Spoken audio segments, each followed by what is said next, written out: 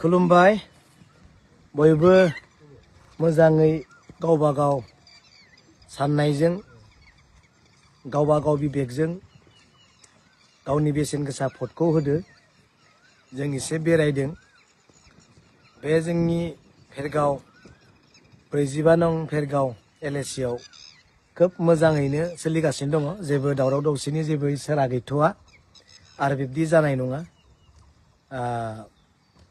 जोबथा समसिम मोजाङैनो जालांगोन होननानै मिजिंथिदों। दा जों एसे बेरायदों, बेरायनायाव जों नुदों जेबो गाज्रि बेबहार गैया, मोजां सान्थियैनो गोजोन खुसियैनो जालांगोन होनना जोङो मिजिंथिदों। दा बयखौबो BTC रायजोनि BTCनि सिङाव थानाय जेसेबां भट होगिरि रायजो राजा दङ बयबो सान्थिजों होलांगोन होनना खावलायहरदों। जोंहा दिनैसो भट जादों, दिनैनो जोबगोन, गाबोननिफ्रायनो जों लोगो मोनलायगोन। बेनिखायनो बयबो सान्थि मथे जोबनायसिम होनो थाखाय खावलायहरदों। Thank you.